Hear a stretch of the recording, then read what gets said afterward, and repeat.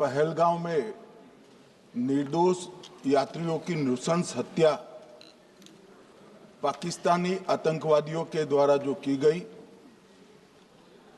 और उसके जवाब में देश के प्रधानमंत्री जी ने दृढ़ इच्छा शक्ति का परिचय कराते हुए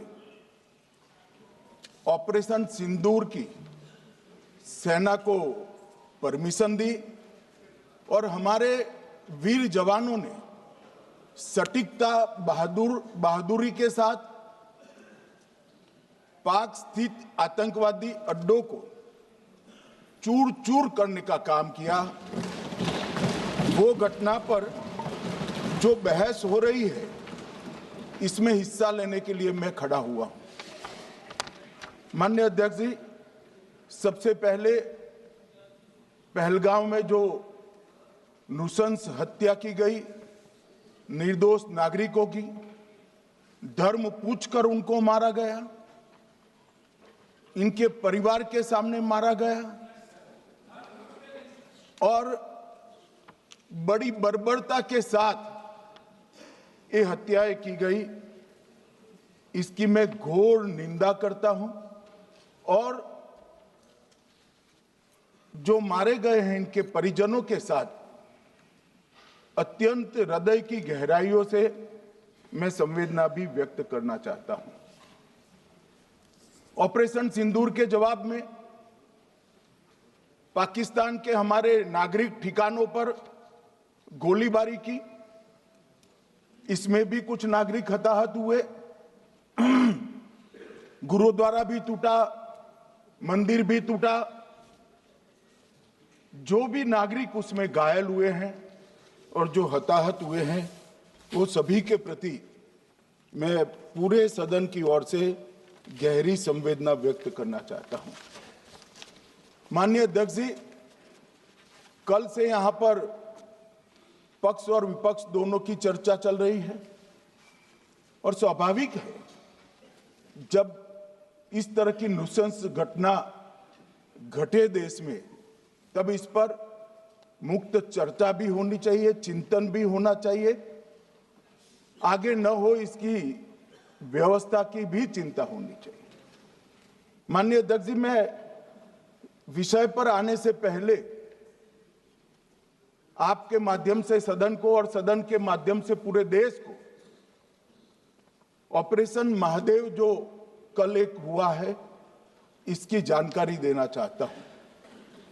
माननीय अध्यक्ष जी, कल ऑपरेशन महादेव में सुलेमान उर्फे फैजल जट, अफगान और जिब्रान, 3 आतंकवादी सेना, सीआरपीएफ और जम्मू कश्मीर पुलिस के संयुक्त अभियान में ऑपरेशन महादेव में मारे गए और माननीय अध्यक्ष जी, ये जो सुलेमान है ए श्रेणी का लश्कर तोयबा का कमांडर था। पहलगाम हमले में और गगनगिर आतंकी हमले में वो लिप्त था। इसके ढेर सारे सबूत हमारी एजेंसियों के पास है। अफगान ए श्रेणी का लश्कर तैयबा का आतंकवादी था और जिब्रान भी ए ग्रेड आतंकवादी था। और माननीय अध्यक्ष जी, मैं सदन को और सदन के माध्यम से पूरे देश को बताना चाहता हूं, जिन्होंने बैसरन घाटी में हमारे प्रवासियों को, नागरिकों को मारा था, ये तीनों आतंकवादी ये थे और तीनों मारे गए। ऑपरेशन महादेव की शुरुआत 22 मई 2025 को, एक प्रकार से तो जिस दिन हत्या हुई थी उसी दिन रात को 22 मई 2025 को हुई। जिस दिन हत्या हुई थी उसी दिन रात को एक सुरक्षा मीटिंग की गई थी जम्मू कश्मीर में। ये पूछ रहे थे, कोई गए नहीं, सिर्फ राहुल गांधी गए। अब आपकी आंख कौन से चश्मे से देख रही है मुझे मालूम नहीं। माननीय अध्यक्ष जी, 1 बजे हमला हुआ, मैं 5:30 बजे श्रीनगर में उतर चुका था। माननीय अध्यक्ष जी, अरे सुनो सुनो, मैं बताता हूँ ना 22 में, सुनो ना प्लीज। धैर्य रखकर सुनो, हमने आपको नहीं टोका है, सुनना पड़ेगा भाई, ऐसे नहीं चलेगा। माननीय अध्यक्ष जी, नहीं, पर बैठे बैठे मत बोलिए आप भी। माननीय अध्यक्ष जी, 23 अप्रैल को बैठे बैठे टिप्पणी मत करिए। एक सुरक्षा मीटिंग की गई।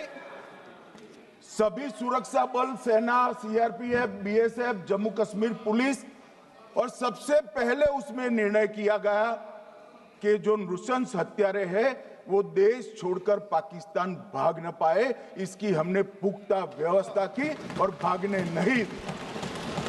22 मई को आईबी के पास एक ह्यूमन इंटेल आई और एक क्षेत्र के अंदर, दाची गांव क्षेत्र के अंदर आतंकवादियों की उपस्थिति की सूचना मिली। आईबी और सेना द्वारा दाचीकाम क्षेत्र में अल्ट्रा सिग्नल कैप्चर करने के लिए जो इंस्ट्रूमेंट हमारी एजेंसियों ने बनाए हैं, इसके द्वारा इस सूचना को पुख्ता करने के लिए मई से 22 जुलाई तक लगातार प्रयास किए गए।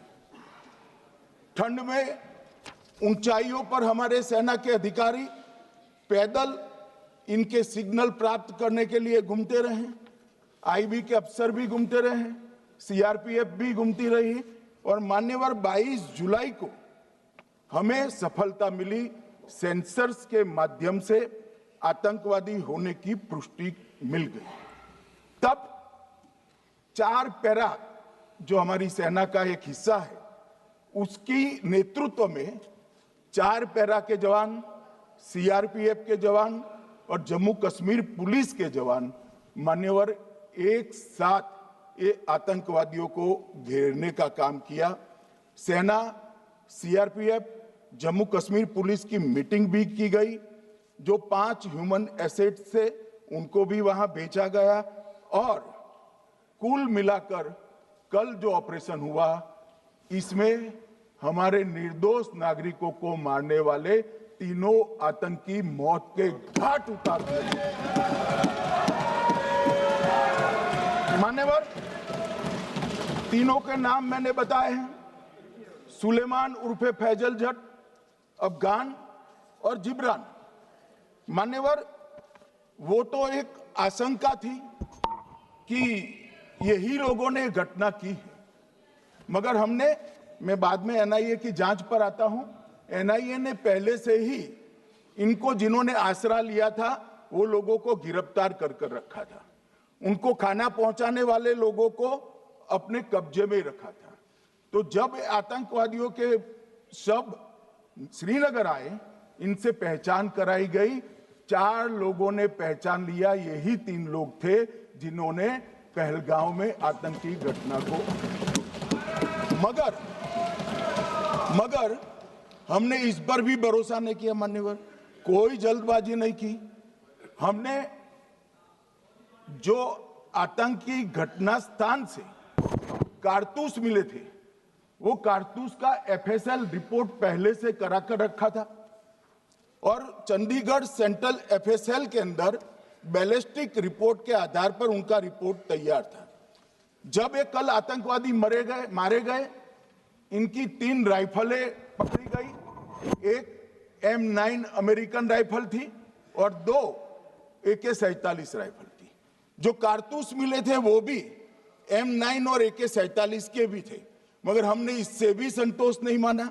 ये राइफलों को एक विशिष्ट विमान के द्वारा कल रात को 12 बजे चंडीगढ़ पहुंचा गया, और पूरी रात फायरिंग कर इसके भी खाली खोखे जनरेट किए गए। 2 खोखों का मिलान किया गया, राइफल की नाली और निकले हुए खोखों का भी मिलान हो गया। तब ये तय हो गया कि इन्हीं 3 राइफलों से हमारे निर्दोष नागरिक मारे गए। और मान्यवर, आज मैं सदन को बताते हुए बहुत खुश हूं। मोदी जी ने ऑपरेशन सिंदूर कर आतंकवादियों को जिन्होंने आतंकवादियों को भेजा था उनके आकाओं को जमीन में मिलाने का काम किया था सेना और सीआरपीएफ ने।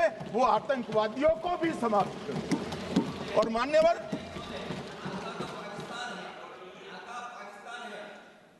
कौन पाकिस्तान से आपकी बात होती है क्या? अरे बैठ जाओ बैठ जाओ बैठ जाओ भाई।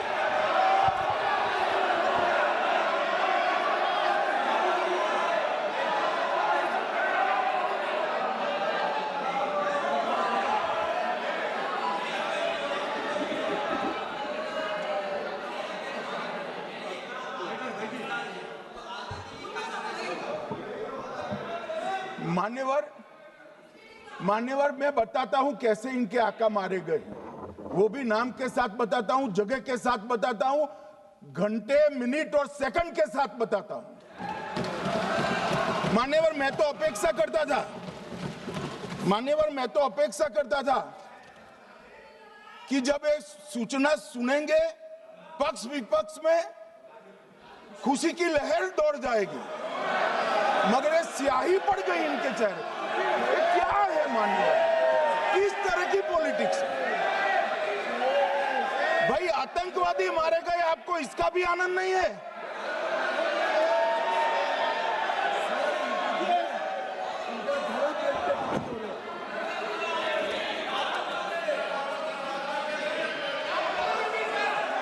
अखिलेश जी बैठ जाइए, मेरा पूरा जवाब सुनिए, आपका सब जवाब आ जाएगा। भाई आप आतंकवादियों का धर्म देखकर दुखी मत होइए।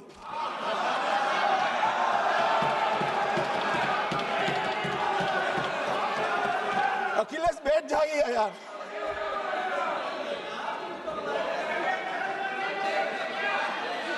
अखिलेश जी बैठ जाइए। मान्यवर किसी को संशय रखने की जरूरत नहीं है, बैलिस्टिक रिपोर्ट मेरे पास है, मेरे हाथ में है, और 6 वैज्ञानिकों ने इसको क्रॉस चेक किया है। सुबह 4:46 पर फोन पर मुझे 6 ने वीडियो फोन पर कहा है कि 100% वही गोलियां हैं जो वहां चलाई। मान्यवर ये हमारे देश की सेना, सीआरपीएफ और जम्मू कश्मीर पुलिस, ये तीनों का एक साझा बहुत बड़ा कामयाबी है, जिस पर 140 करोड़ को नाज होना चाहिए, देश की जनता को नाज। मान्यवर मैं तो गया था वहां पर, जब ये घटना हुई दूसरे दिन इनके परिजनों को मिला था। 6 दिन की शादी वाली बच्ची विधवा होकर मेरे सामने खड़ी थी। आज तक मैं वो दृश्य नहीं भूल सकता। मगर आज सारे परिजनों को मैं कहना चाहता हूं कि मोदी जी ने ऑपरेशन सिंदूर से भेजने वालों को भी मारा, और हमारे सुरक्षा बलों ने जिनको भेजा था उनको भी मारा, और एक ऐसा सबक सिखाया है कि आने वाले कई दिनों तक कोई ऐसी हिम्मत नहीं कर पाएगा। मान्यवर मैं थोड़ा एनआईए की जांच के बारे में भी बताना चाहूंगा। मान्यवर जिस दिन लश्कर ए तोयबा ने और इसके आउटफिट टीआरएफ ने इसकी जिम्मेदारी ली, उसी दिन हमने तय कर लिया था कि ये जांच एनआईए को सौंप दी जाएगी, क्योंकि एनआईए आतंकवाद के केसों की जांच के लिए, वैज्ञानिक तरीके से जांच करने के लिए और सजा कराने के लिए महारत हासिल की हुई विश्व मान्य एजेंसी है, जिसका सजा कराने का दर 96% से ज्यादा है। मान्यवर हमने तुरंत ही इसकी जांच एनआईए को दे दी। हमने पूरी व्यवस्था की, सेना, बीएसएफ, सीआरपीएफ और जम्मू कश्मीर पुलिस ने, कि लोग देश छोड़कर भाग न जाए। और मान्यवर इसकी जांच की शुरुआत हुई। एक थकाने वाली बहुत लंबी जांच हुई है। जांच के दौरान मृतक के परिजन जो साथ में थे उनको सभी को चर्चा किए गया, पर्यटकों, खच्चर वालों, पोनी वालों, फोटोग्राफर, कर्मचारियों, विभिन्न दुकान में काम करने वाले लोगों, कुल मिलाकर 1055 लोगों की लंबी 3000 घंटे से ज्यादा पूछताछ इंफॉर्मेशन के लिए की गई और इस सबको वीडियो पर रिकॉर्ड कर दिया गया और बाद में इसके आधार पर स्केच बनाया गया और ढूंढते 22/6/25 को एक बशीर की पहचान की गई और परवेज की पहचान की गई, जिन्होंने आतंकवादी घटना के अगले दिन आतंकवादियों को शरण दी थी। उनको अपने ढोक में रखा था। वो दोनों को गिरफ्तार कर लिया गया। अब वो हमारी कस्टडी में है।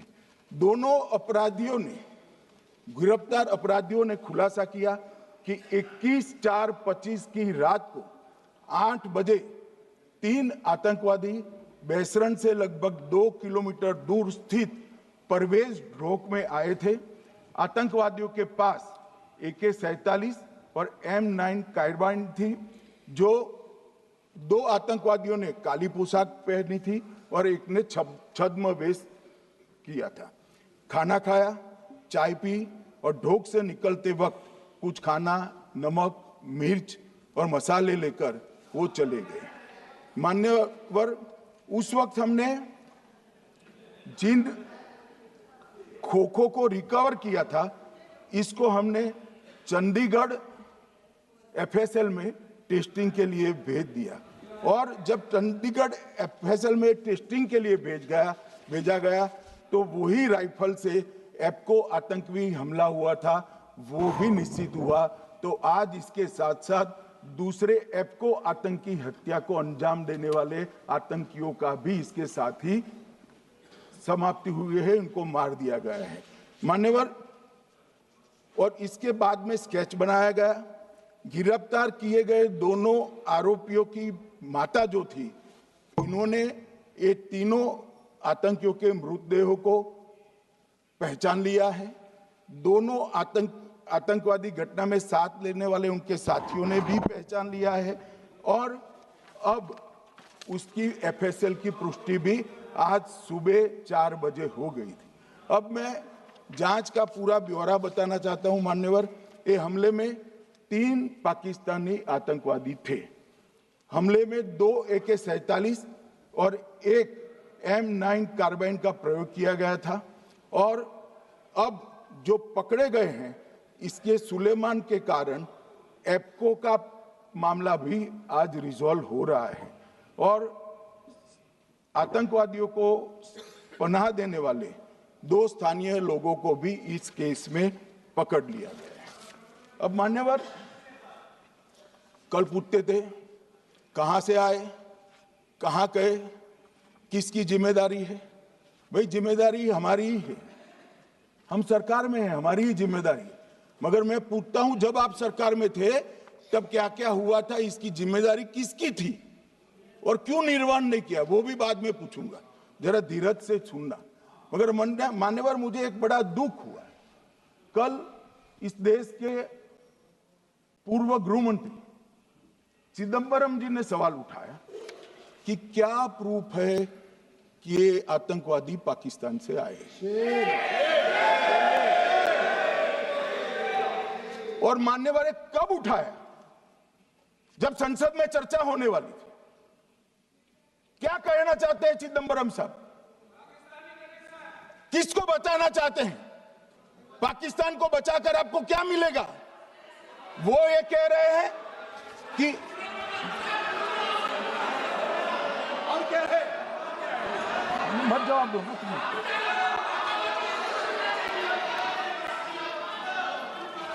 मान्यवर, हमारे पास, मैं आज चिदंबरम साहब को कहना चाहता हूं, मैं आज चिदंबरम साहब को आपके माध्यम से कहना चाहता हूं, हमारे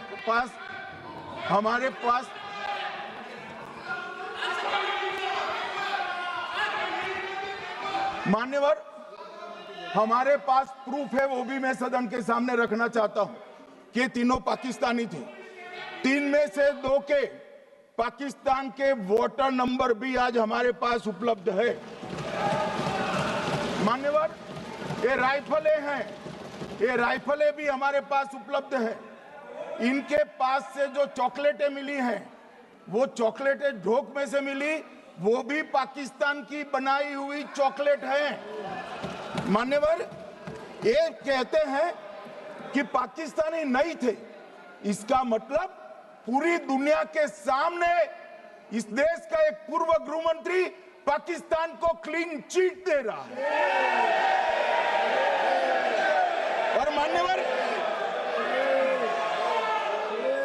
और मान्यवर, वो पाकिस्तानी आतंकवादी नहीं थे ऐसा बोलकर श्री चिदंबरम अगर पाकिस्तानी आतंकवादी नहीं थे तो पाकिस्तान पर हमला क्यों किया, वो भी सवाल खड़ा कर रहे हैं। मान्यवर, आज पूरी दुनिया ने हमारे संसद सदस्य गए थे, स्वीकारा था कि हमला पाकिस्तान ने किया है। और इस देश का गृह मंत्री जो कांग्रेस पार्टी से आता है, वो कहता है कि क्या सबूत है। अरे मुझसे मांगते, मैं दे देता। टीवी से मांगते हैं, पूरी दुनिया के सामने उजागर करते हैं, सख्त सुबह खड़ा करते हैं। पाकिस्तान को बचाने का इनका ये षड्यंत्र आज 130 करोड़ लोग जान रहे हैं। बच नहीं पाओगे आप लोग, बच नहीं पाओगे। मान्यवर,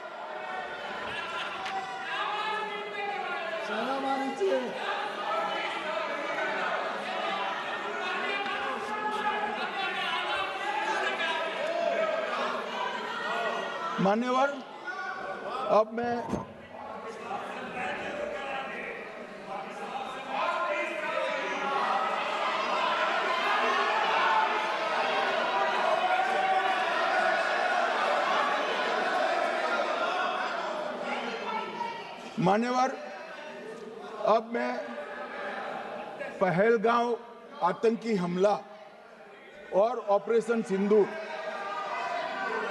ये दोनों घटनाक्रम के लिए मान्यवर ये अभी से थक जाते हैं।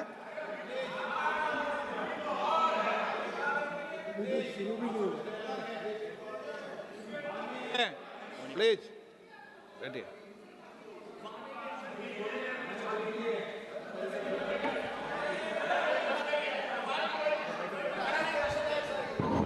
मान्यवर, मैं आपके माध्यम से कहना चाहता हूं, थोड़ा धैर्य रखे भैया, अभी तो शुरू हुआ है, अभी तो शुरू हुआ है। मान्यवर, मैं पहलगांव आतंकी हमला और ऑपरेशन सिंदूर के बारे में पूरा घटनाक्रम बताना चाहता हूं। कल ढेर सारे सवाल उठाए। वैसे तो मुझे लगता था कि कल रक्षा मंत्री जी के भाषण के बाद शायद कांग्रेस पार्टी सपोर्ट में भाषण देना शुरू करेगी और अगर थोड़ी बहुत जनता की इच्छा की परख होती तो वो ही करते, मगर नहीं करा। क्योंकि रक्षा मंत्री जी ने बहुत बारीकी से ऑपरेशन सिंदूर की सफलता, इसकी जरूरियात, इसकी प्रासंगिकता और इसके परिणाम, इसके बारे में बहुत अच्छे तरीके से सदन के माध्यम से पूरी देश की जनता के सामने रखा जाए। मगर फिर भी उन्होंने बहुत सारे सवाल किए। अब सवाल किए हैं तो मुझे जवाब देना भी पड़ेगा, उनको सुनना भी पड़ेगा। मान्यवर, मैं पूरा घटनाक्रम बताना चाहता हूं। मान्यवर, 22 अप्रैल को पहलगांव में आतंकवादी हमला हुआ। इसमें 26 लोग मारे गए, 25 भारतीय और 1 नेपाली नागरिक। हमने उसी वक्त मैं श्रीनगर जाने के लिए निकल गया।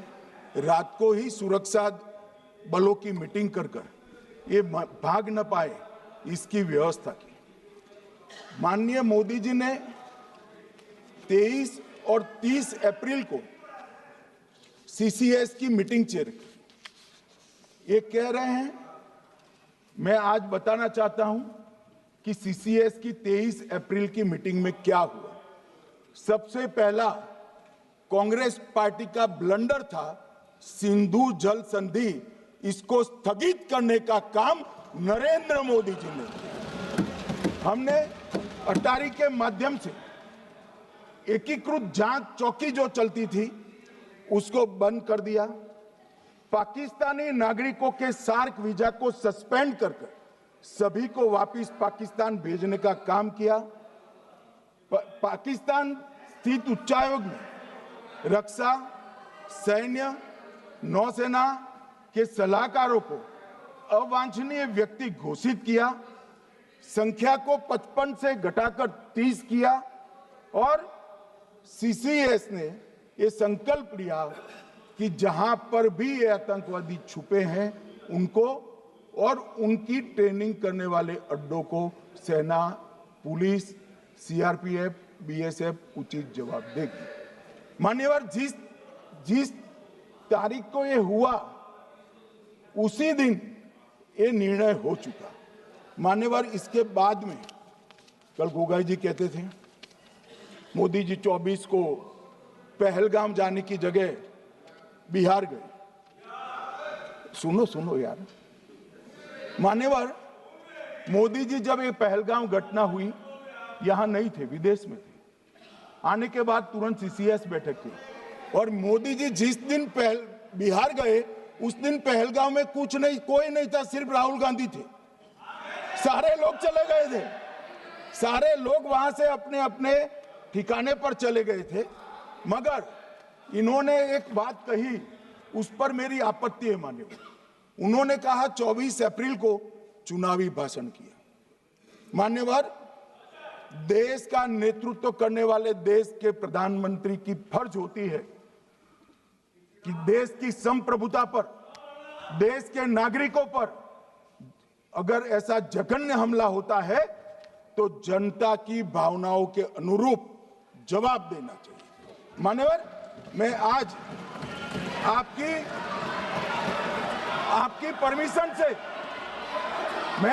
परमिशन से मोदी जी के बिहार भाषण के कुछ अंश पढ़ना चाहता हूं। कोट अनकोट है। 22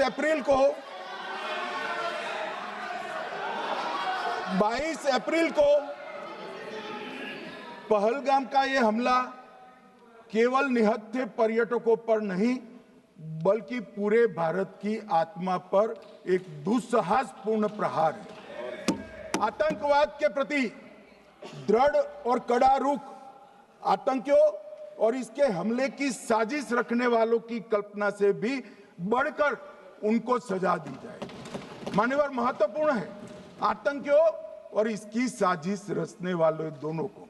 आतंकियों की बची खुची जमीन भी मिट्टी में मिलाने का समय आ गया है। 140 करोड़ भारतीय इस बात के लिए एकजुट है कि आतंक के आकाओं की कमर तोड़ दी जाएगी। भारत हरेक आतंकवादी और उनके समर्थकों की पहचान करेगा, उनका पता लगाएगा और उन्हें दंडित करेगा। आतंकवाद कभी भी भारत की आत्मा नहीं तोड़ पाएगा। न्याय सुनिश्चित करने का मैं हर संभव प्रयास करूंगा। अनकोट। अब इसमें किसी को चुनावी भाषण दिखाई पड़ता है तो उसकी समझ शक्ति पर बहुत सारे सवालिया निशान लग जाते हैं।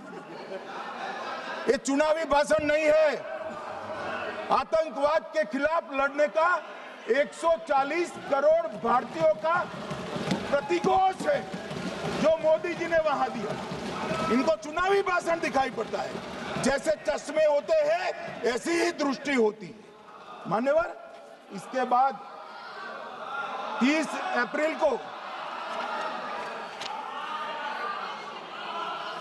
मान्यवर 30 अप्रैल को सीसीएस की बैठक हुई। पहले 23 को हुई थी। उसमें सशस्त्र बलों को पूर्ण ऑपरेशन की फ्रीडम दे दी गई। प्रधानमंत्री मोदी जी ने सीसीएस की उपस्थिति में रक्षा मंत्री, एनएसए और सेनाओं के प्रमुख के साथ बैठकर पूर्ण ऑपरेशनल फ्रीडम देने का काम किया और इसके बाद ये ऑपरेशन सिंदूर हुआ। मान्यवर, ऑपरेशन सिंदूर 7 मई को रात को 1:04 से 1:24 तक चला। उसमें पाकिस्तान के 9 आतंकी ठिकानों को ध्वस्त कर दिया और पूरी दुनिया ने इसके दृश्य देखे। साहब, इससे बड़ा संयमित हमला नहीं हो सकता। आजकल दुनिया में युद्ध चल रहे हैं, हम देख रहे हैं, बच्चे मर रहे हैं, महिलाएं मर रही, निर्दोष मर रहे। हमने 9 आतंकी अड्डों को समाप्त किया, परंतु एक भी सिविलियन नहीं मारा गया, केवल और केवल आतंकी मारे गए। स्थान थे मरकज सुभान अल्लाह बहावलपुर, मरकज तैयबा मुरीद के, महमूना जाया कैंप सियालकोट, अरे नाम सुनो काम में आएंगे, सरजाल camp Sialkot, Sawai Nala camp Muzaffarabad, Syedna Bilal camp Muzaffarabad, Gulpur camp Kotli, Barnala camp Bhimber और अब्बास कैंप कोटली। मान्यवर, सर्जिकल स्ट्राइक और एयर स्ट्राइक में हमने पाक ऑक्यूपाई कश्मीर में ही हमला किया, एक प्रकार से भारत के हिस्से पर ही हमला किया। पाक ऑक्यूपाई कश्मीर हमारा ही है, तो हमने तो हमारे हिस्से में हमला किया, मगर इस बार 100 किलोमीटर अंदर घुसकर पाकिस्तान की भूमि पर आतंकवादियों को तबाह करने का काम। और मान्यवर, ये आतंकी के ठिकानों पर हमला हुआ, इसमें मारा कौन गया?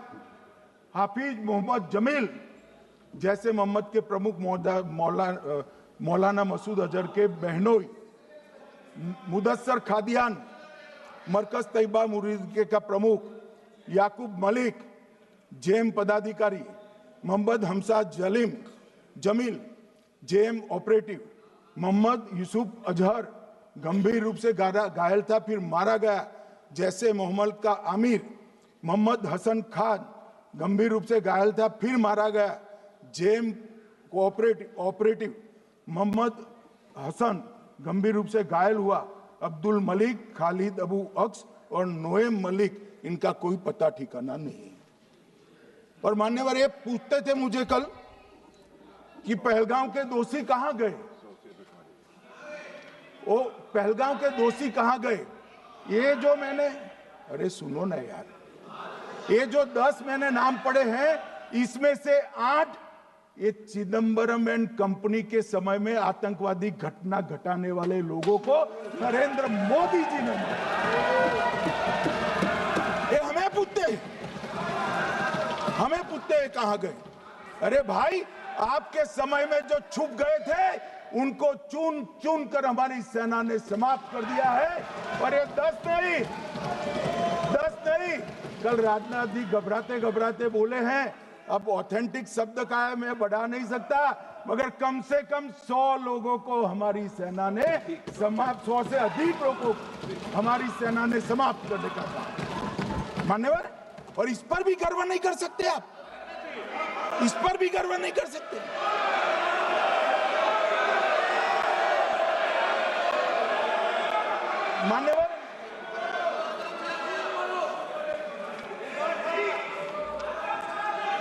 मान्यवर, 7 मई को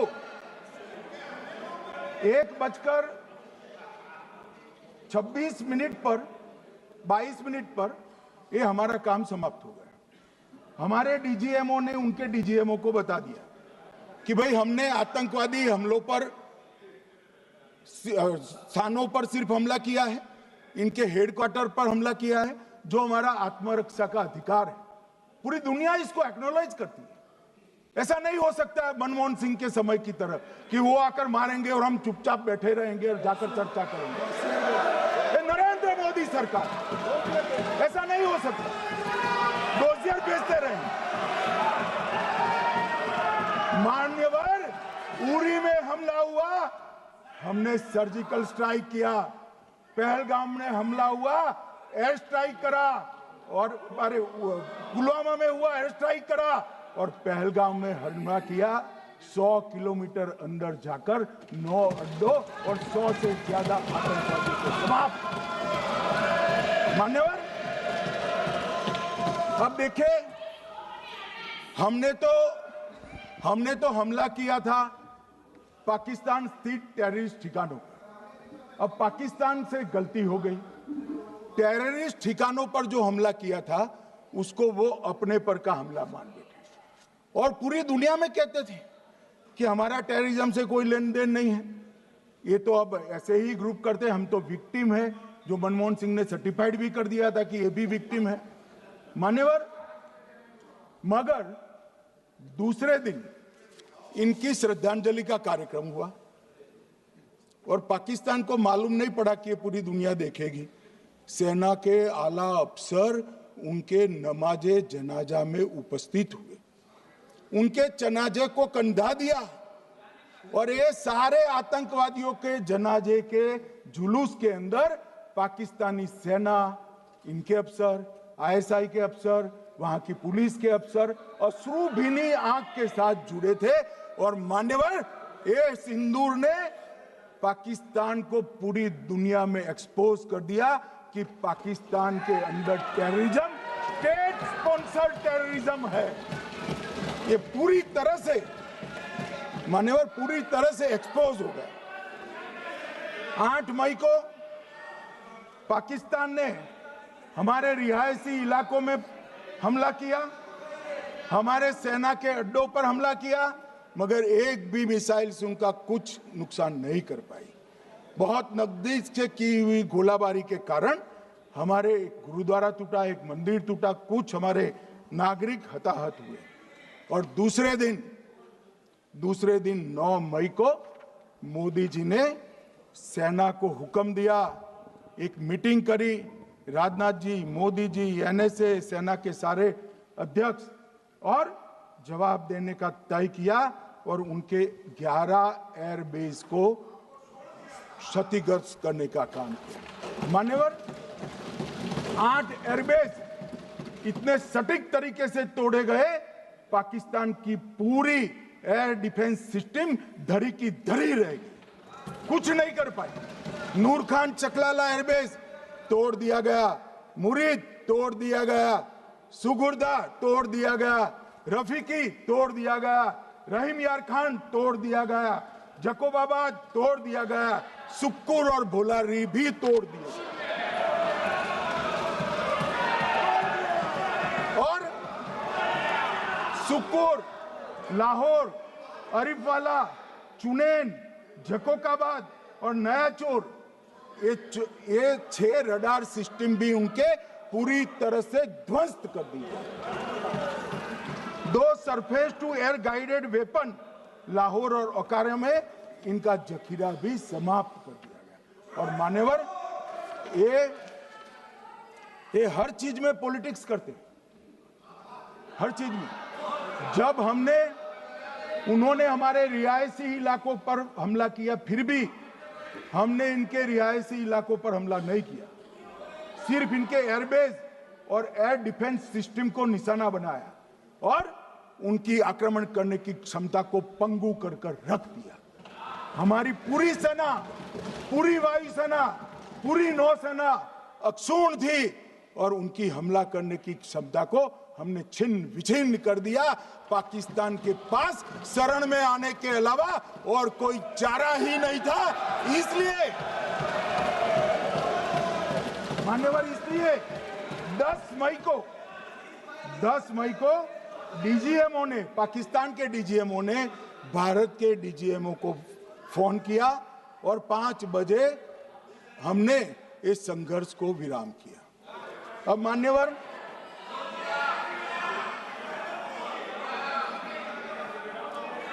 ये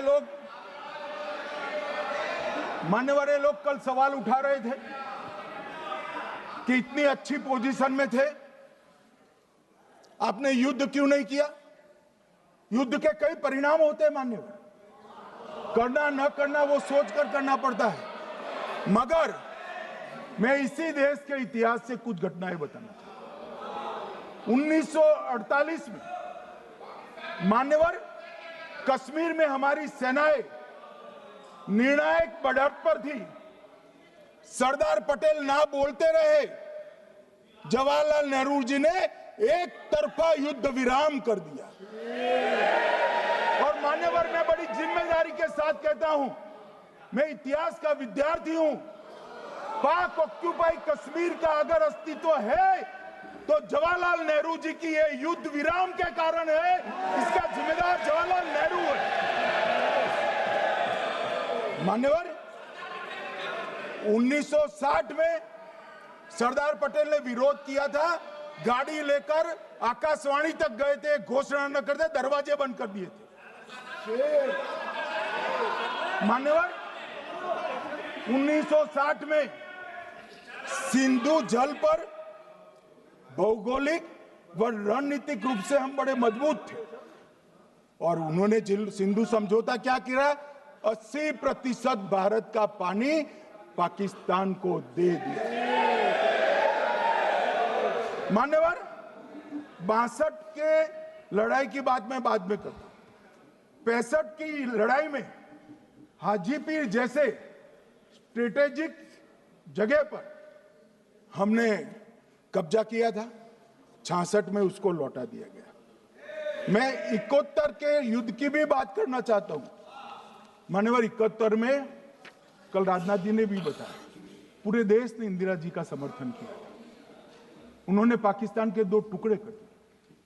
बहुत बड़ी विजय थी भारत की और सदियों तक भारत इस विजय पर गर्व करेगा। हम सब भी करते हैं, हमें कोई आपत्ति नहीं। मगर हुआ क्या मान्यवर, युद्ध की विजय की चकाचौंध में क्या हुआ? 93 हजार युद्धबंदी हमारे पास थे, 93 हजार, और 15,000 वर्ग किलोमीटर क्षेत्र पाकिस्तान का हमारे पास था। 93 हजार युद्धबंदी, उस वक्त की पाकिस्तान की सेना का 42% और 15,000 वर्ग किलोमीटर क्षेत्र। मगर शिमला में समझौता हुआ, पाक ऑक्यूपाई कश्मीर मांगना ही भूल गए। अगर उस वक्त पाक ऑक्यूपाई कश्मीर मांग लेते, न रहेगा बांस, न बजती बांसुरी। ये कैंप तोड़ने की जरूरत न पड़ती साहब आपको, हमको। मान्यवर, इतना ही नहीं, पाक ऑक्यूपाई कश्मीर तो नहीं लिया, मांगना ही भूल गए। 15,000 वर्ग किलोमीटर की जीती हुई भूमि भी वापस दे दी। तय हुआ था पाकिस्तानी नरसंहार के लिए युद्ध अपराध न्यायाधिकरण बनेगा, नहीं बना। सेना ने पूर्वी पाकिस्तान में नरसंहार किया था। 195 पाकिस्तानी अधिकारियों पर मुकदमा चढ़ना था। भुट्टो अपने साथ इंदिरा जी के सामने से छुड़ा कर ले गए।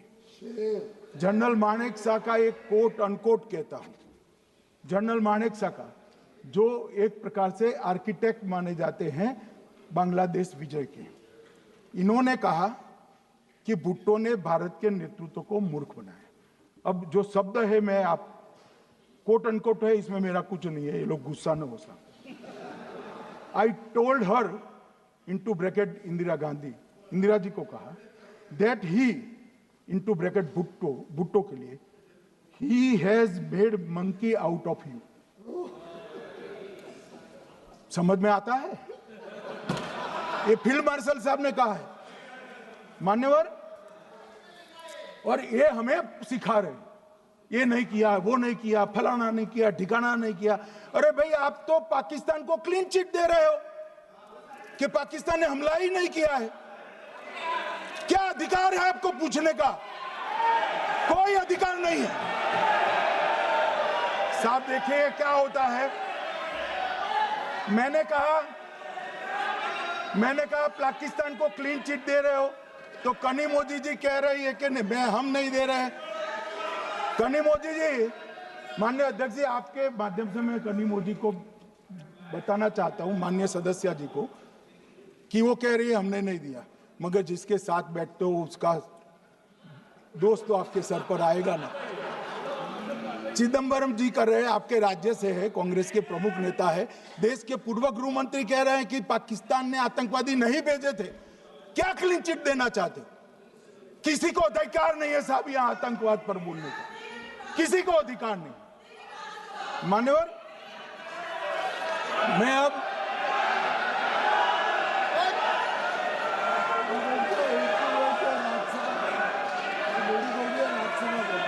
मान्यवर, मैं उनको बताना चाहता हूं अभी आधा भी नहीं हुआ है, जरा सुनो।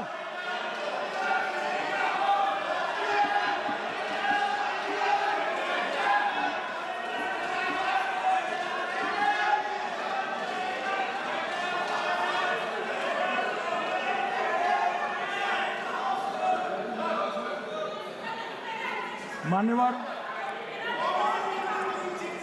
62 के चिन्ह में क्या हुआ, 62 के युद्ध में क्या हुआ? मान्य, ये अभी कल कुछ कांग्रेस के सदस्य चीन का सवाल पूछ रहे थे, मैं आज पूछना चाहता हूं 62 के युद्ध में क्या हुआ? 38,000 वर्ग मीटर, पूरा सदन ध्यान से सुने, 38,000 वर्ग मीटर अक्साई चीन का हिस्सा चीन को दे दिया गया। और वर्ग किलोमीटर ही बोला, वर्ग किलोमीटर। और मान्यवर, ऐसी ही चर्चा उस वक्त सदन में हुई। मैं तो बड़ी गंभीरता से जवाब दे रहा हूं, मुझे बोलने नहीं देते। जवाहरलाल नेहरू जी ने क्या कहा? वहां घास का एक तिनका भी नहीं उगता है, वो जगह को क्या करे?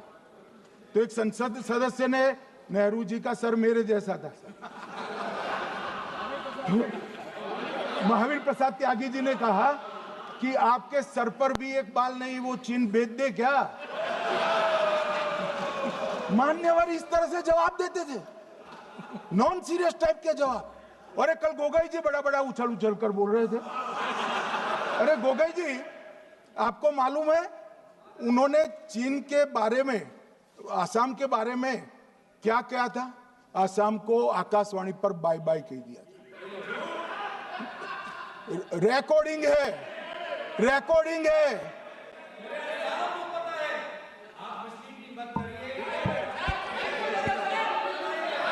मान्यवर, मैं भी सहमत हूं, मैं भी सहमत हूं, पूरे आसाम को पता है। मान्यवर,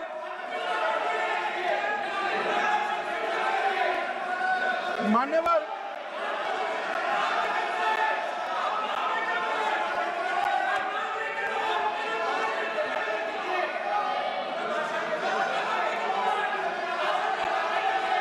मान्यवर, मुझे मालूम है पूरे आसाम को पता है, इसीलिए तो वो विरोध पक्ष में बैठे हैं वहां पर आसाम में, पूरे आसाम को पता है। और मान्यवर,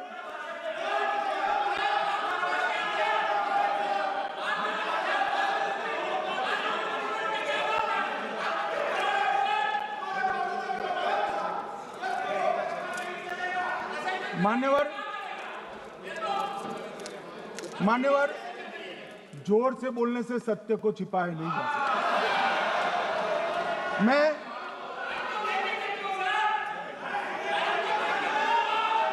मान्यवर, मैं selected works of Jawaharlal Nehru series volume 29 पृष्ठ 231 पर से एक जवाहरलाल नेहरू जी के पत्र को कोट करना चाहता हूं। अनौपचारिक रूप से संयुक्त राज्य अमेरिका ने यह सुझाव दिया कि चीन को संयुक्त राष्ट्र में तो ले लिया जाए, मगर सुरक्षा परिषद को नहीं, सुरक्षा परिषद में भारत को लेना चाहिए। यह अमेरिका का प्रस्ताव था। नेहरू जी ने कहा, हम इसे स्वीकार नहीं करते क्योंकि इससे चीन के साथ हमारे संबंध खराब होंगे और चीन जैसे महान देश को बुरा लगेगा। मान्यवर, आज चीन सुरक्षा परिषद में है और भारत बाहर है। मोदी जी प्रयास करें अंदर ले जाने का, इसका कारण जवाहरलाल नेहरू का ये स्टैंड है।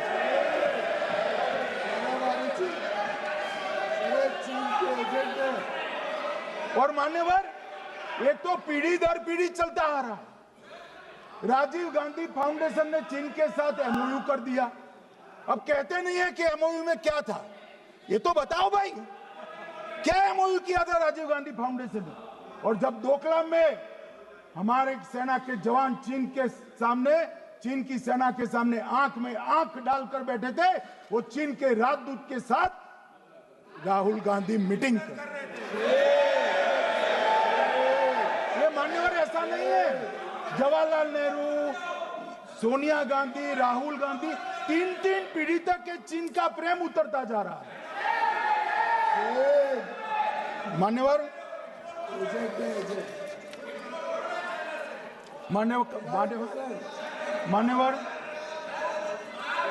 मैं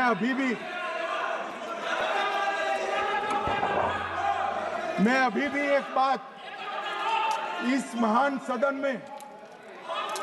के माध्यम से देश की जनता को कहना चाहता हूं, जो मेरी मान्यता है। ये सारी आतंकवाद की जड़ पाकिस्तान है और पाकिस्तान कांग्रेस पार्टी की भूल है। पार्टीशन स्वीकार न करते, पाकिस्तान कभी न होता। इन्होंने पार्टीशन को स्वीकार कर देश को तोड़ा है। मान्यवर, कल विदेश मंत्री जी बता रहे थे शर्म अल शेख सम्मेलन का बलूचिस्तान ब्लंडर, जिसने पाकिस्तान को हमारे साथ चर्चा करने के लिए इक्वल फुटिंग पर ला दिया। मान्यवर, अब ये टेररिज्म की बात करते हैं। मैं इसमें भी पूरे देश की जनता को टेररिज्म की विगत 20 साल की स्थिति से अवगत कराना चाहता हूं। मान्यवर, अटल जी की सरकार थी। 2002 में टेररिज्म को समाप्त करने के लिए अटल जी की सरकार, एनडीए की सरकार, भाजपा सरकार पोटा का कानून लेकर आई। मान्यवर, मैं सदन को याद कराना चाहता हूं, पोटा कानून का विरोध किसने किया था? किसने किया? कांग्रेस पार्टी ने किया। हमारे पास बहुमत नहीं था राज्यसभा में। मजबूरन हमने कानून को गिर गया, मजबूरन संयुक्त सत्र बुलाना पड़ा और पोटा कानून संयुक्त सत्र में पारित हुआ। देश नहीं भूल सकता मान्यवर। और पोटा कानून को रोककर आज भी कांग्रेस पार्टी के नेता जब बोले तब कहे, पोटा कानून को रोककर किसको बताना चाहते थे आप? किसको बचाना चाहते थे? पोटा तो आतंकवादियों के खिलाफ था। पोटा को रोककर अपनी वोट बैंक का उल्लू सीधा करने के लिए आप आतंकवादियों को बचाना चाहते। और मान्यवर, 2004 में अटल जी की सरकार गई, मनमोहन सिंह, सोनिया गांधी की सरकार आई। आते ही पहला काम क्या किया मान्यवर? पहली ही कैबिनेट में पोटा कानून को रद्द कर दिया। मैं फिर से पूछता हूं, किसके फायदे के लिए कांग्रेस पार्टी ने पोटा कानून रद्द किया? जवाब दीजिए जरा यहां पर। और मान्यवर, इसके बाद क्या हुआ? 2004 के दिसंबर में पोटा कानून रद्द हुआ। 2005 में अयोध्या में रामलल्ला के टेंट पर हमला हुआ, आतंकवादी मारे गए। मुंबई लोकल ट्रेन 2005 में रामलल्ला पर हमला, 6 में मुंबई ट्रेन में बम धमाके 187 लोग मारे गए। 2006 डोडा उधमपुर में हिंदुओं पर हमला, 34 लोग मारे गए। 2007 हैदराबाद 44 लोग मारे गए। 2007 यूपी लखनऊ वाराणसी 13 लोग मारे गए। रामपुर सीआरपीएफ कैंप, वहां पर हमला हुआ 2008 में। 2008 में श्रीनगर के आर्मी के काफिले पर हमला हुआ, 10 सुरक्षा बल मारे गए। मुंबई आतंकी हमला 2008 में हुआ, 246 लोग मारे गए। जयपुर में 8 बम धमाके हुए, 64 लोग मारे गए। 2008 में अहमदाबाद में 21 बम धमाके हुए, 57 लोग मारे गए। दिल्ली में 2008 में 5 धमाके हुए, 22 लोग मारे गए। और पुणे की जर्मन बेकरी 17 लोग मारे गए। वाराणसी में 10 में धमाका हुआ, 11 में मुंबई में 3 धमाके हुए, 27 लोग मारे गए। अब मैं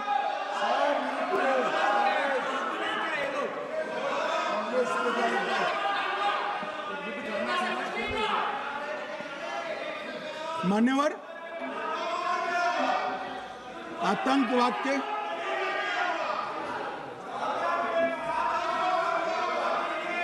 मान्यवर आतंकवाद के खिलाफ लड़ाई होती, कभी वो हमला करते हैं, मगर सवाल ये है कि इन्होंने 5 से 11 के बीच में 27 जघन्य हमले किए, 1000 के करीब करीब लोग मारे गए।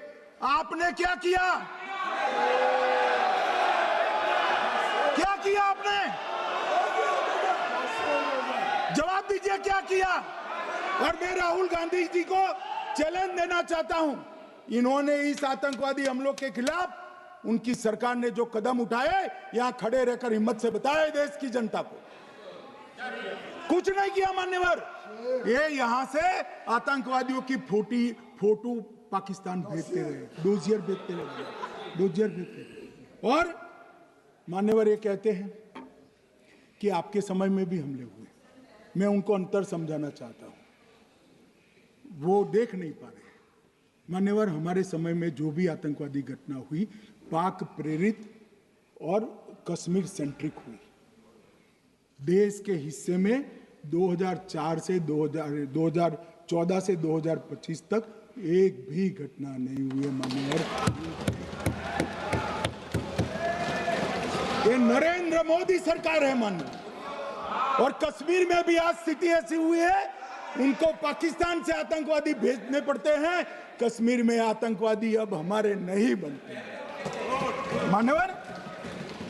और मैं सलमान खुर्शीद जी को भी याद करना चाहता हूं। एक बार मैंने बड़े सवेरे में नाश्ता करता था, टीवी पर उनको रोते हुए देखा। मुझे लगा क्या हुआ, कोई बड़ी घटना हो गई। तो रोते रोते वो श्रीमती सोनिया गांधी के घर से बाहर आ गए कि बाटला हाउस की घटना देखकर सोनिया जी फूट फूट कर रो पड़ी। अरे रोना था तो शहीद मोहन शर्मा के लिए रोते, बाटला हाउस के आतंकवादियों के लिए रोना आता है। और मान्यवर, ये हमें पूछते हैं कि आपने क्या किया। कोई अधिकार नहीं है पूछने का, कोई अधिकार नहीं है मान्यवर। और ये हमें पूछते थे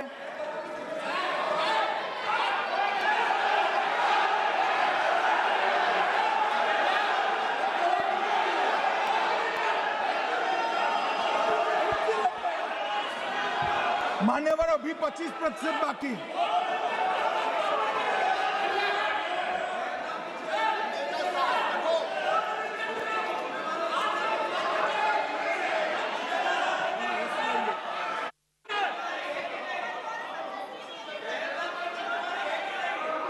बैठिए, जवाब दे रहे हैं ना आपका, जवाब दे रहे हैं आपका। पहलगांव के बाद जो घटनाक्रम घटित, उसका जवाब दे दिया ना माननीय गृह मंत्री जी ने। आपने पूछा आतंकवादियों क्या हुआ, आतंकवादियों का जवाब दे दिया। क्या पूछना चाहते हैं आप? आपने हर सवाल पूछा, हर सवाल जवाब सुनिए माननीय गृह मंत्री जी।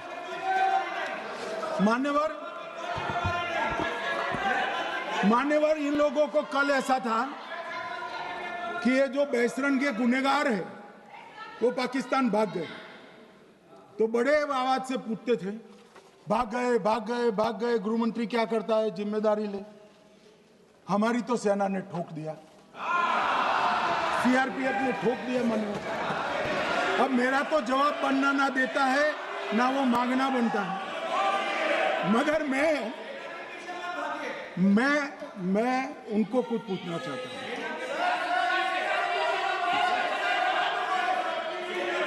मान्यवर,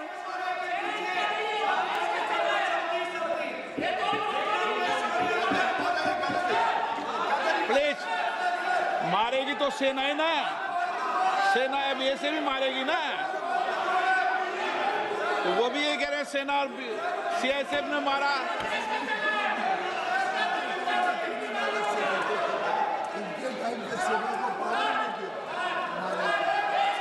मान्यवर, ये कहते हैं साहब इसको बिठाओ जरा।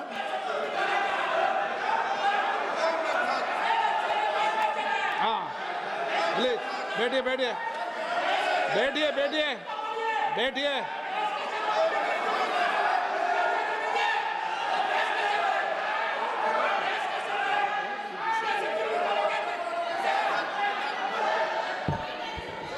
सबको पता है। मान्यवर, ये लोग मुद्दा उठाना चाहते हैं तो जरूर उठाए।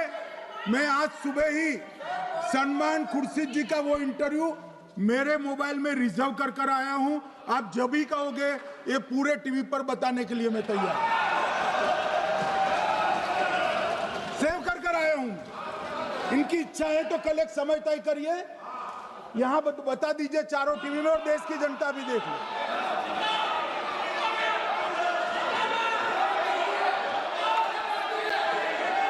मान्यवर कह रहे हैं बताओ, आप बताओ, बताना है या नहीं बताना? ले पूछो ना उनको। Please please.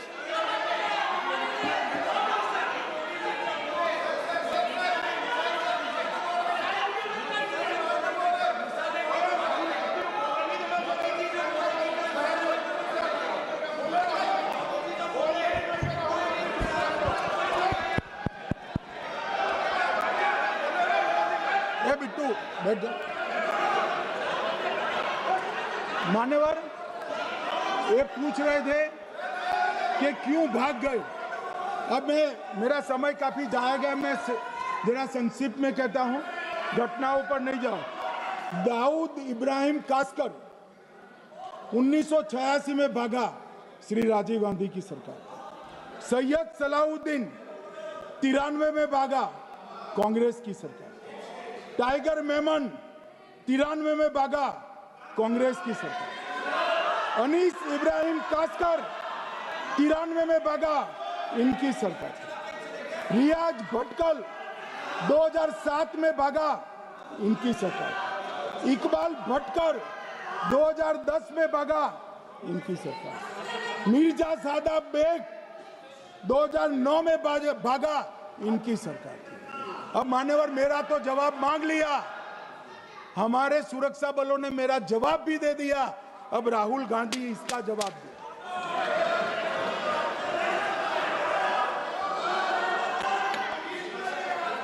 मान्यवर अब मैं कश्मीर के विषय में मैं बात करना चाहता हूं। कल कहते थे कि गृह मंत्री ने भाषण किया था कि 370 की कलम जाएगी तो आतंकवाद कम हो जाएगा। क्या हुआ? मान्यवर मेरा हिसाब देना बनता है। हम भारतीय जनता पार्टी के कार्यकर्ता हैं, ये नरेंद्र मोदी जी की सरकार है, हम जवाबदेह होते हैं जनता के प्रति, संसद के प्रति और देश के हितों के प्रति।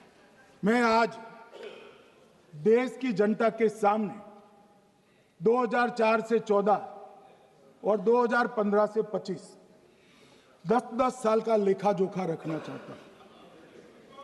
2004 से 14 में अखंड सोनिया मनमोहन की सरकार थी 10 साल की, और 15 से 25 अखंड रूप से नरेंद्र मोदी जी की सरकार। कश्मीर में टेरर इंसिडेंट 7,217 हुए थे 2004 से 14 में। 70% की कमी के साथ 2150 हो गए 1525। नागरिकों की मृत्यु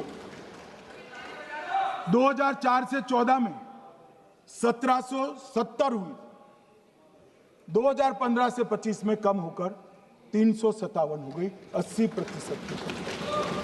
सिक्योरिटी फोर्सेस की मृत्यु 1060 हो गई उस वक्त, और हमारे समय में 542 हुई, और टेररिस्टों की मृत्यु में 123% की वृद्धि हुई। ये हमें पूछ रहे हैं क्या हुआ? आंकड़े से भाग नहीं सकते भाई, आंकड़े से भाग नहीं सकते। और अब मैं कहता हूं कि धारा 370 ने कश्मीर में आतंकवादी इकोसिस्टम को नष्ट कर दिया है, जिस धारा 370 को आपने इतने साल तक बचा।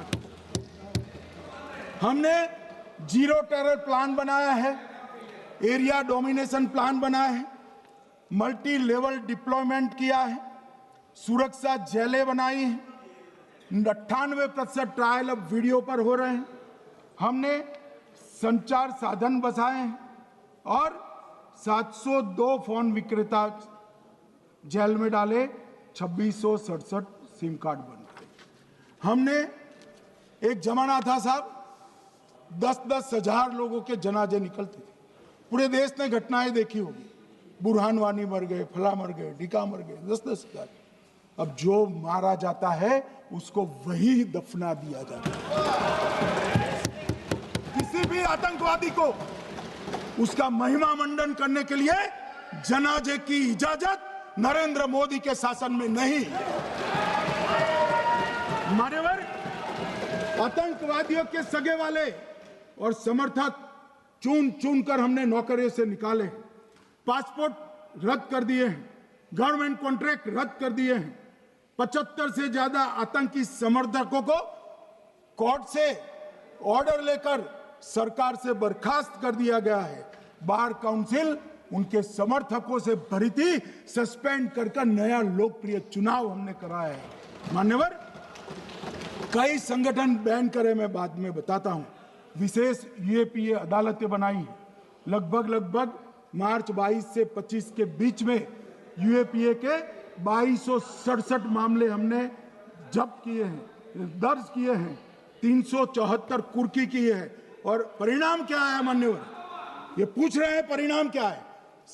शुतुरमुख वृत्ति से अगर मिट्टी में सर रखकर बैठोगे तो कुछ नहीं, सूर्य भी नहीं दिखेगा। मान्यवर, परिणाम आया है। पहले ऑर्गेनाइज टॉन्ट पेल्टिंग साल की 2654 होती थी एवरेज इनकेस में। कितनी मान्यवर? 2654 पथराव होते हैं। 2024 में 0 हो गया। मान्यवर, ऑर्गेनाइज हड़ताल पाकिस्तान से ऐलान करते थे, घाटी बंद रहती थी। पाकिस्तान की भी हिम्मत नहीं है, घाटी में भी हिम्मत नहीं है। इनके समय में साल में 132 दिन घाटी बंद रहती थी। अब ऑर्गेनाइज हड़ताल 3 साल से 0 है। मान्यवर, टॉन्ट पेल्टिंग में नागरिकों की मृत्यु हर साल 112 होती थी। 3 साल से नागरिकों की मृत्यु 0 है। मान्यवर, जख्मी होते थे 6235 लोग टॉन्ट पेल्टिंग में, आज 0। मान्यवर, आज मैं बताता हूं, एक समय में हुर्रियत के नेताओं को यहां वीआईपी ट्रीटमेंट मिलता था। हुर्रियत के साथ चर्चा करते थे और ये हुर्रियत वाले आते थे, रेड कारपेट पूरा रोड खाली कर सीधा आता था और मनमोहन सरकार के दूत इनके साथ चर्चा करते थे। सारे हुर्रियत के कंपोनेंट हमने बैन कर दिए हैं, सारे जेल की सलाखों के पीछे। हम कोई हुर्रियत से बात करना नहीं चाहते। मैं सदन में नरेंद्र मोदी जी की नीति दोहराना चाहता हूं। हुर्रियत टेररिस्ट संगठनों के आउटफिट है, हम इनसे बात नहीं करेंगे। हम अगर किसी से बात करेंगे तो घाटी के युवाओं के साथ बात करेंगे, हुर्रियत के साथ बात। मान्यवर, चुनाव के दौरान डर का माहौल होता था, अब 98.3% मतदान हुआ पंचायत चुनाव। कांग्रेस की बंद बहिष्कार का समय बंद हो गया। सेपरेटिस्ट बात करना चाहते थे, अब वो नहीं कर सकते। और मान्यवर, 2019 के बाद हमने कितने संगठन बैन करे, मैं बोलना चाहता हूं, थोड़ा समय चाहिएगा मान्यवर। The TRF, people's anti fascist front, Tehreek ul Mujahideen, Jamaat ul Mujahideen Bangladesh Hindustan, Jammu Kashmir Ghaznavi force, Khalistan tiger force, Hizb ut Tahrir, जमाते इस्लामी, जो जमाते इस्लामी ने पूरे पाकिस्तान के अंदर एक प्रकार से अलगाववाद का जहर घोला, वो जमाते इस्लामी आज बंद कर दिया गया। Jammu Kashmir Liberation Front, Jammu Kashmir Democratic Freedom Party, Muslim League Jammu Kashmir, Tehreek Hurriyat, Muslim Conference Sumji गुट, Jammu Kashmir National Front, Jammu Kashmir Peoples Freedom League, Jammu Kashmir Peoples League, Jammu Kashmir Ittehadul Muslimeen Awami Action Committee, Sikhs For Justice और पॉपुलर फ्रंट ऑफ इंडिया को भी हमने बैन किया। और ये शांति ऐसे नहीं हुई है। और ये कहते हैं कि एक भी घुसपैठ नहीं होती है। कभी गए हो आप पाकिस्तान? तो कई बार गए हो गए, सीमा पर गए हो? पाकिस्तान तो कई बार गए हो, फिर से बोलता हूं, सीमा पर गए हो, सीमा के माध्यम से पाकिस्तान गए हो। हमारे जवानों की कठिनाई देखो साहब, -43 डिग्री में पहाड़ पर रहकर नदी नालों के बीच में चौकी करते हैं। कोई घुस गए तो क्या हुआ? कोई घुस गया वो बचेगा नहीं। यहां हम उसको या तो अरेस्ट करेंगे या तो एनकाउंटर में वो मारा जाएगा, बचेगा कोई। इनको सीमा की भौगोलिक कठिनाइयां मालूम नहीं।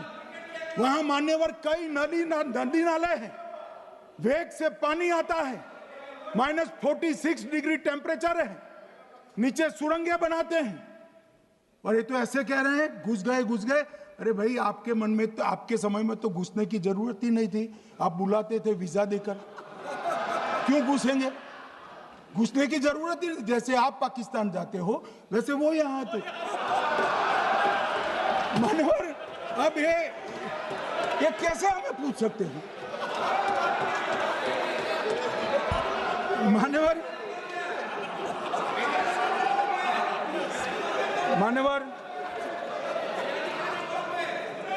मैं समझ रहा हूं,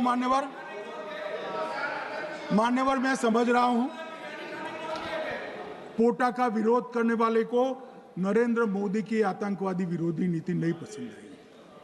मैं समझ रहा हूं, पोटा रद्द करने वाले को नरेंद्र मोदी जी की एंटी टेरर नीति पसंद नहीं आई। मैं समझ रहा हूं, टेररिस्टों का बचाव कर वोट बैंक बनाने वालों को कोई नीति पसंद नहीं आएगी। मानवर, इसका विरोधी होना है। परंतु मैं आज एक बात यहाँ सदन के सामने आपके माध्यम से सदन को और दुनिया को बताना चाहता हूँ। मानवर, ये नरेंद्र मोदी सरकार है, टेररिज्म के खिलाफ हमारी जीरो टॉलरेंस की नीति है, ऑफर है, और हम विजयी हो।